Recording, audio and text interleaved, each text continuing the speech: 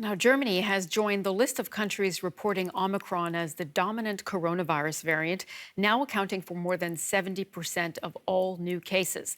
That's according to the country's Disease Prevention Center, the Robert Koch Institute. With such a rapid spread, German Health Minister Karl Lauterbach is urging those not yet vaccinated to get their shots quickly. Germany saw a record number of new COVID-19 cases on Friday, with more than 92,000 infections. Experts say measures like masks and distancing have helped to contain the advance of Omicron, but more might be required. Let's get some more perspective on the story. We can speak to Tobias Kurt. He is an epidemiologist at the Charité Hospital in Berlin. Good to have you back on the program. Do you think this trend of new daily record infection rates is likely to continue in the coming days and weeks? Yes, I expect this to continue. Omicron, as you mentioned, is very infectious and the numbers are very high right now. And I expect this number to continue to rise with incidence rates probably over 1,000. Well, I want to ask you about the impact that might have, because we keep reading that Omicron is milder than previous variants, like Delta, for example. Does that mean that the burden on hospitals and on medical workers is easing or will ease? Unfortunately not. So yes, Omicron has milder symptoms, but this is on average, which does not mean that people are not getting severely sick. And as many people are still not vaccinated, there's a high chance that some of them will unfortunately have to go to the hospital. And because of the high number of cases that we see, even though it's a little bit milder and maybe you're not having any symptoms, but a few will get symptoms. And so for the healthcare system, this is still a very alarming situation. So the aim for authorities now is to try to slow this wave down. Do you think that the measures in place here in Germany are sufficient to prevent this surge that you're talking about? They're certainly good. So wearing masks, vaccination is key. Keeping distance is certainly key. But this virus cannot pretty much be stopped right now because it's so infectious. Nevertheless, we should try to continue to reduce the number of contacts, wearing masks wherever possible, for sure indoors, and just trying to really go through this wave together in a very respectful way. Wow, this variant cannot be stopped right now. That's pretty remarkable to hear that. I mean, why are some of the infection numbers here in Germany still lower than in other European countries? Do you chalk that up to, the masks and social distancing here or other measures?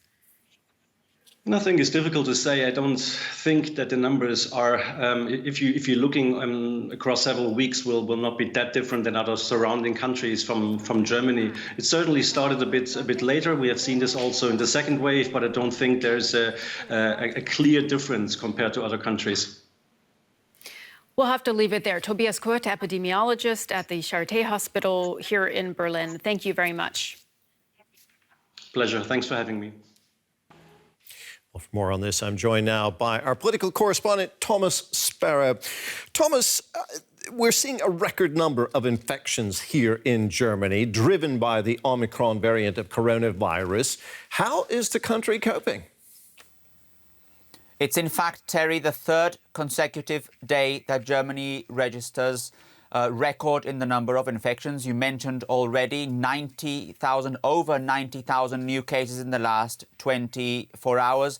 And that trend is likely to continue. The Robert Koch Institute, the country's public health institute, has said that they expect a strong increase in the number of cases driven by the Omicron variant in the next few weeks. And as you can imagine, this is a scenario that is causing a lot of concern, not only among citizens. In fact, a new poll revealed that a majority of Germans are really tired with the whole situation, also concerned about the whole situation, but also among authorities that are trying to identify what the best measures could be. There have also been reports here in Germany about labs and test centers being overwhelmed.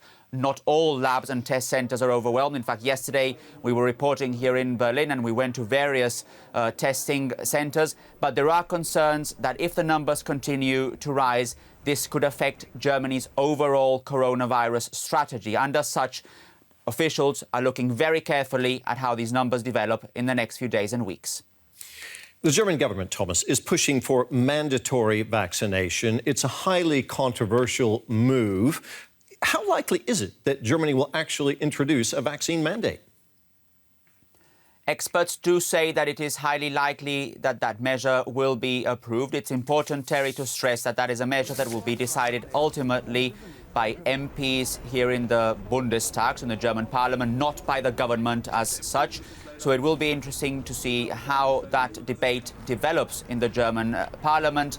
If you judge the public mood on this, a majority of Germans certainly favour now mandatory vaccinations. Yet it's interesting to also point out that this is a change compared to the public mood a few months ago. If you looked at the public mood a few months ago, you would have noticed that a majority of Germans were actually against mandatory vaccinations. The change has to do with this very delicate situation and with the fact that many people understand that vaccinations are the way out of the pandemic. And that's also, by the way, the reason why many in the German government and also many MPs favour now mandatory vaccinations to deal with the coronavirus pandemic. Thomas, thank you so much. That was our political correspondent, Thomas Sparrow. Well, teachers in France have staged a one-day strike over their frustration at rules surrounding the COVID-19 pandemic. Around half of all primary schools remain closed on Thursday. As the Omicron virus variant fuels one of the biggest infection rates in Europe, teachers in France say they're facing an unmanageable burden. They're demanding clearer rules and more protection in the classroom. DW correspondent Christine Mundois reports from Paris. COVID tests have become part of daily life in France, and testing facilities are struggling to cope with the growing demand as cases skyrocket across the country. It's a huge workload. We have lots and lots of people coming, and many of them test positive. Out of 400 people that I test, there are at least 150 positive cases, so we can see it's really coming back with force. Many people are showing up at official centres like this one to confirm positive results of tests taken at home. I was tested positive by antigenic this morning, about 2 hours ago, something like that. And I just want to be sure that I'm positive because I have no symptoms, no things. So that's why I prefer to do a PCR test in case that my antigenic was fake, actually. I hope the first test I did was a false positive, because otherwise my class will be in quarantine for a week and we won't be able to go to school. That would be no fun. Millions of children are not yet vaccinated, and schools in France have been hit especially hard in this fifth wave, with class closures and staff shortages as infections spread. On Thursday, teachers walked off the job en masse over what they say is the government's failure to adopt a coherent policy for schools to manage the pandemic. To face this health crisis, we need specific measures to be put in place, air filtering systems, ventilation and protocols that can actually be implemented to keep us safe, but nothing is being done.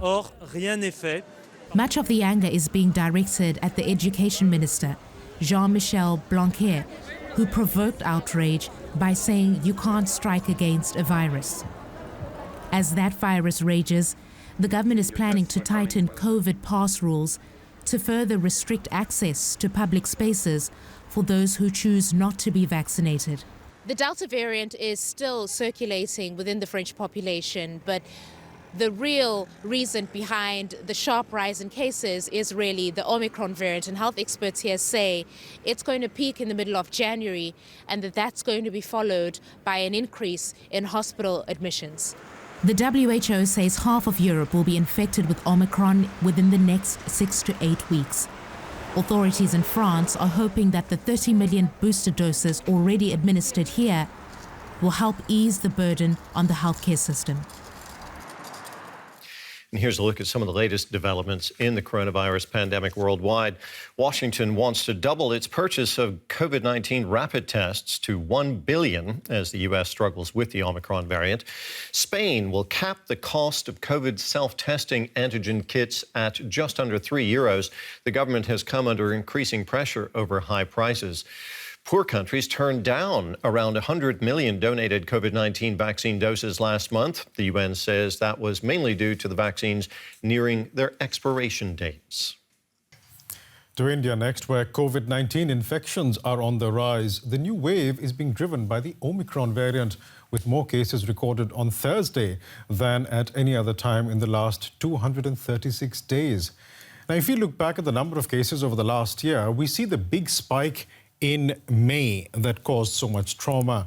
Then figures going gradually down and remaining largely flat up until the end of 2021. And now we see the curve edging upwards again. Now, initial findings suggest people recover faster from Omicron than previous variants. But as DW's Manira Chaudhary reports from Delhi, there are concerns that hospitals could still be overwhelmed. A new year, a massive new wave in India. After months of low infection rates, COVID-19 case numbers have shot up. The third wave of the pandemic has the country in its grip. The positivity rate in Delhi of those being tested is at 25%. Experts say the actual figure in the capital and the country is many times higher than that. Most scientists now agree that Omicron is driving this wave. While many Indians are anxious about the increase, others say things may be easier this time around. We have to be careful. The third wave is here.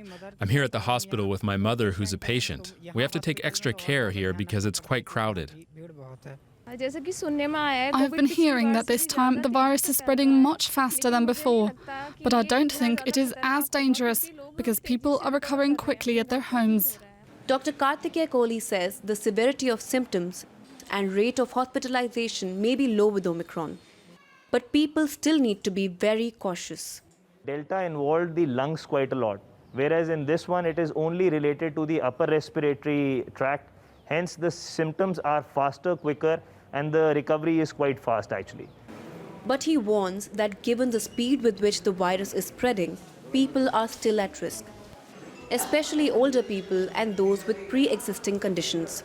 Studies suggest that the third wave will peak sometime around January end to February beginning, and then we'll see a sharp decline. Even though this wave is expected to be short-lived, experts say that it still has the potential to overwhelm healthcare infrastructure once it hits its peak. Public health officials are worried that the spread of a highly infectious variant in a country of 1.3 billion people could have serious consequences. If we let the virus have its way, possibly we'll see it rise fast and then also decay fast, maybe in the next 2 to 3 weeks. But it is in our interest to stretch the wave so that you do not simultaneously have a large number of people falling ill, because that can be very disruptive. Efforts are being made to avoid the massive upheaval of the Delta outbreak. Indian authorities have implemented weekend and night curfews to slow the spread. People are hopeful this wave will be shorter and they will be spared the hardship so many went through less than a year ago. And a doctor who's worked closely with COVID patients over the last year told us what he saw as key for India to better manage the expected Omicron wave. I think the key this time around is going to be how we manage hospitalizations. Individuals need to be encouraged as much as possible to manage their illness at home, knowing that this is self-limited for most individuals. India tends to be a country where a lot of healthcare is paid for out of pocket. So there's sometimes a lot of pressure to get hospitalized by patients, even when they don't really warrant hospitalizations. As long as we can manage a lot of the illness at home and reserve our beds only for the tiny fraction which really needs to be hospitalized, hopefully this time should be a lot better than last time around.